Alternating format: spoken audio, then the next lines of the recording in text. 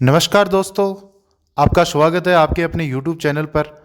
One time registration से related question जो आपने कमेंट में पूछे थे उसका पार्ट 2 लेके हम आए हैं, जिसमें कुछ और प्रश्नों को हमने शामिल किया आपके कमेंट के द्वारा और उनका आसानी से जो आप सॉल्यूशन चाह सकते हैं उनका हम जवाब दे रहे हैं। तो आप पूरा वीडियो ज़रूर देखें, चैनल को सब्सक्राइब करें और वीडियो को लाइक करें, अपने दोस्तों के साथ शेयर करिए। चलिए आज हम शुरुआत करते हैं आज के नए पार्ट 2 वीडियो की। श्रेया ने कमेंट करके पूछा है कि मैं टीएसपी में ओबीसी में आती हूँ, लेकिन मुझे पशु परिचर का फॉर्म जनरल से भरना है, तो मैं रिजर्व में आऊँगी या अनरिजर्व में। देखिए, आप ओबीसी में आते हैं तो ओबीसी से फॉर्म भरें, क्योंकि आप लीगली रिजर्व में ही आएंगे। और जैसे पशु परिचर में टीएसपी में ओबीसी में सीटें नहीं हैं, तो आपको ओबीसी से फॉर्म अप्लाई करना चाहिए।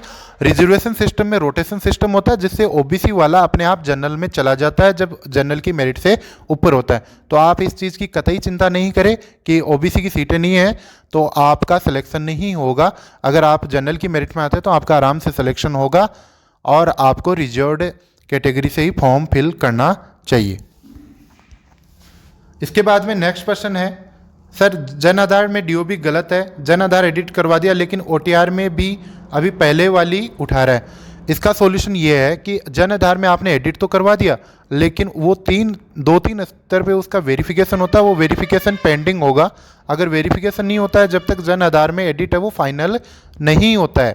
सबसे पहले जन आधार में एडिट फर्स्ट लेवल पे होता है, फिर उसके बाद में बीडीओ पे होता है और लास्ट में जो अपने जो सेंटर है जयपुर है वहाँ से ऑटो वेरीफाई होता है, 3-4 दिन लगते हैं।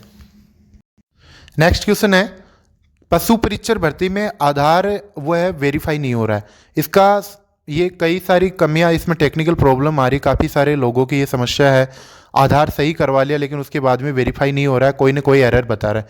तो इसका लास्ट अंतिम समाधान यही है कि आप एक नई एसएसओ आईडी बनाएं, नया ओटीआर रजिस्ट्रेशन करें, आधार कार्ड से नया ओटीआर रजिस्ट्रेशन करें और उसके बाद में आप फॉर्म भरें, आपका फॉर्म भर जाएगा। क्योंकि अभी ये टेक्निकल प्रॉब्लम है, इसका कोई सॉल्यूशन दिखाई नहीं दे रहा, इसलिए फॉर्म भरना आवश्यक है, क्योंकि 17 फरवरी है वो नज़दीक आ रही है। नेक्स्ट आता है कि मेरा ओटीआर में नाम गलत हो गया। अगर आपने जन आधार अथवा आधार से ओटीआर किया तो आप फेस डाटा ऑप्शन से अपना नाम सही कर सकते हैं। सर ओबीसी कैटेगरी है तो कौन सी सिलेक्ट करनी है? अगर आप OBC, SC, ST, MBC, non creamy layer में आते हैं, टीएसपी एरिया से हैं, तो आप रिजर्व्ड कैटेगरी सेलेक्ट करें, और जनरल में आते हैं तो अनरिजर्व्ड, और ईडब्ल्यूएस में आते हैं तो रिजर्व्ड कैटेगरी आपको सिलेक्ट करनी है। इसके बाद में नेक्स्ट है, सर मैन्युअली ओटीआर करने पर फादर नेम गलत फिल हो गया है, फॉर्म भर दिया है, बाद में कोई करेक्शन हो सकता है क्या? इसका सॉल्यूशन यही है, आपने ओटीआर भर दिया, मैनुअली किया है तो इसका कोई करेक्शन नहीं हो सकता अभी हाल फिलहाल के लिए। आप एग्ज़ाम की तैयारी करें और जब आपका फाइनल सिलेक्शन हो जाता है तो आपको कंसीडर किया जाएगा। आप बाई कोर्ट ऑर्डर, स्टे और हाई कोर्ट वगैरह जा सकते हैं और एफिडेविट दे सकते हैं, उससे आपका सिलेक्शन हो जाएगा। कहीं कोई दिक्कत नहीं आने वाली है। ऐसे काफ़ी कैंडिडेट हैं जिनके फॉर्म में त्रुटियाँ थी और वो आज सक्सेसफुली जॉब कर रहे हैं। नेक्स्ट क्वेश्चन है, सर ओटीआर के टाइम पर डीओबी से दो आईडी से वेरीफाई करने के लिए बोला था, तो मैंने एक पैन आईडी और एक 10th की मार्कशीट से वेरीफाई किया था, लेकिन गलती से 10th मार्कशीट की जगह 12th की मार्कशीट लग गई। दोस्तों इसमें कोई दिक्कत नहीं आने वाली है, वैसे टेक्निकली बता रहा हूँ, कोई प्रॉब्लम नहीं है, क्योंकि आप जब ओटीआर रजिस्ट्रेशन करते हो तो वो एक प्रूफ के रूप में लेता है और उस आईडी का आपके फॉर्म पे कोई दिक्कत नहीं होती है, तो आप अपना फॉर्म आराम से भर सकते हो, कहीं कोई दिक्कत नहीं आने वाली है। नेक्स्ट क्वेश्चन है, एनिमल अटेंडेंट का फॉर्म भर रहा हूँ, वहाँ पर आधार वेरीफाई करने के लिए बोल रहा है, मैं आधार नंबर सही डाल रहा हूँ लेकिन रॉन्ग आधार बता रहा है, रॉन्ग डिटेल्स बता रहा है। इसका सॉल्यूशन यही है सर, आप नया एसएसओ आईडी बनाएं पहले और नया ओटीआर रजिस्ट्रेशन करें आधार के साथ में, आपके आगे कोई दिक्कत नहीं आएगी और आप अपना आराम से पशु परिचर एनिमल अटेंडेंट वाला फॉर्म फिल कर सकते हो। जिसकी मैरिज हो गई है उसको पशु परिचर का डॉक्यूमेंट वेरिफिकेशन के टाइम मैरिज सर्टिफिकेट ले जाना पड़ेगा क्या? मैरिज सर्टिफिकेट में करेक्शन हो सकता है क्या? मैरिज सर्टिफिकेट में करेक्शन हो सकता है, जहां जिस रजिस्ट्रार से आपने मैरिज सर्टिफिकेट बनाया वहां आवेदन करें, करेक्शन हो जाएगा।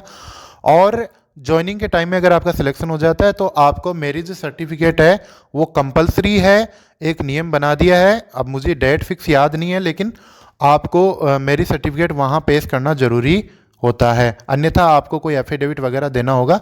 तो मेरी सलाह यही है, आप मैरिज सर्टिफिकेट बनाएं ताकि आपके ये जीवन में काम आने वाली चीज़ है। बार बार डॉक्यूमेंट बनाने नहीं होते हैं, एक बार बना लीजिए, कोई दिक्कत नहीं आएगी। नेक्स्ट है, सर मैं राजस्थान से हूँ और ओबीसी में आता हूँ, तो कैटेगरी कौन सी सिलेक्ट करूँ, रिजर्व्ड या अनरिजर्व्ड? आप रिजर्व्ड कैटेगरी सिलेक्ट कर लीजिए, कोई दिक्कत नहीं आने वाली है। रिजर्व्ड कैटेगरी है। सर 10th मार्कशीट सीबीएसई की है, ऑटो वेरीफाई नहीं हो रही, क्या करें इसके लिए? देखिए एजुकेशन क्वालिफिकेशन में 10th और 12th और जो सर्टिफिकेट है आपके एजुकेशन, उनको वेरीफाई करना आवश्यक नहीं है। आप फॉर्म भरते समय आप अपनी डिटेल्स हैं उनको डालें और उनको डाल दें मैनुअली, कोई दिक्कत नहीं आने वाली है। मेरी समस्या ये है कि एसएसआईडी आधार कार्ड और जन आधार कार्ड से ओटीआर कर दिया, तो उसमें ओटीआर में 10th की मार्कशीट में रोल नंबर में मार्कशीट से पहले 0 है, 0 है, जो इन्होंने ओटीआर में नहीं लगाया। तो इसमें कहीं कोई दिक्कत नहीं होने वाली है। अगर आपने 0 नहीं लगाया और आपकी मार्कशीट सही दिखाई और आपने वेरीफाई कर दी है, आपकी डिटेल्स हैं, तो कोई प्रॉब्लम नहीं होगी, आप निश्चिंत रहें, कोई टेंशन वाली बात नहीं है। सर ईमेल आईडी गलत है, बाकी सब कुछ सही है, तो अभी ईमेल आईडी चेंज करने का सर कोई ऑप्शन नहीं है। बाकी आपके ओटीपी वगैरह हैं वो सब आपके मोबाइल नंबर पे आ जाएंगे, तो ईमेल आईडी का इतना कोई इश्यू नहीं है। कोशिश करें आपकी जो पुरानी ईमेल आईडी है उसको आप पुनः उसका पासवर्ड वगैरह रीसेट करें और प्राप्त करें।